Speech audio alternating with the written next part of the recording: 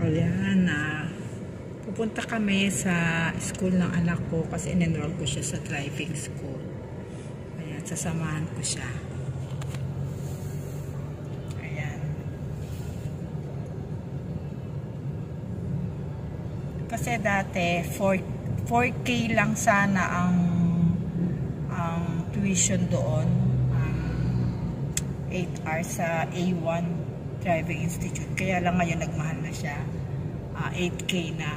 Doon sa isa sa A. Reyes, ayun, 4K pa. Kaya doon muna kami sa A. Reyes. Ayan. Yung anak ko, 17 years old lang. So, minor pa siya.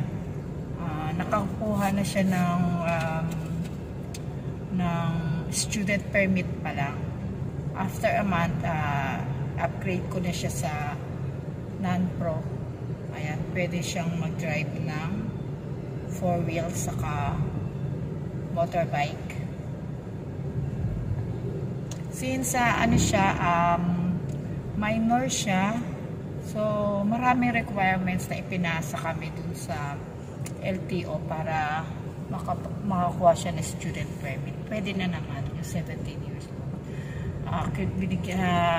Gumawa lang ako ng letter, yun isa sa requirements na parang nagre-request ako na anong tawag doon, Nak?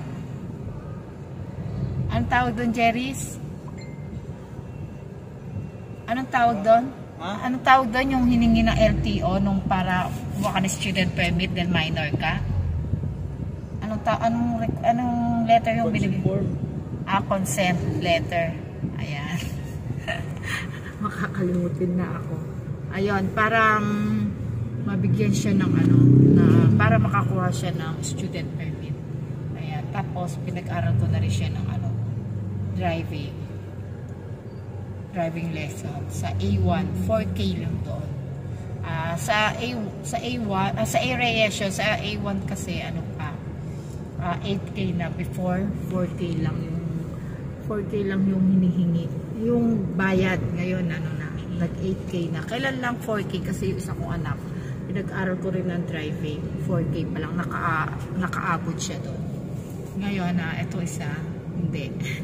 Pero sa A Reyes, maganda rin naman doon sa A Reyes. Doon kasi nagtrabaho yung panganay ko, before sa A1 siya, tapos nag-A Reyes siya. Nung nag-work pa yung panganay ko. So, sasamahan ko siya sa Paranaque kasi yun eh. For the meantime kasi, nagpapadrive lang ako. Di ba ako marunong? Ayaw ko mag-aral ng driving. Nervyosa ako. Matatakotin ako. Kaya yung dalawa kong anak na boys, yung pinag-aral ko. Ayan. Para sila na yung magdadrive sa amin. Ayan. Nasa Cavite ako, General Trias.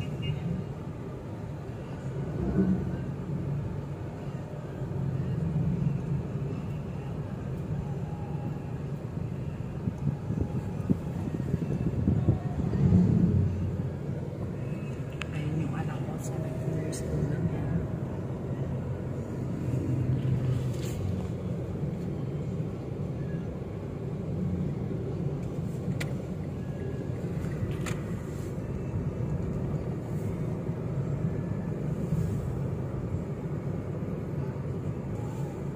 After niyang 8 hours lang yun eh. 8 hours lang yung 3 days. Thursday, Friday, Saturday. 3 hours a day. So 9 hours. Pero sabi ng 8 hours lang daw. Baka yung pinakahuli 2 hours na. 2 hours lang. 332. 4,000 yun.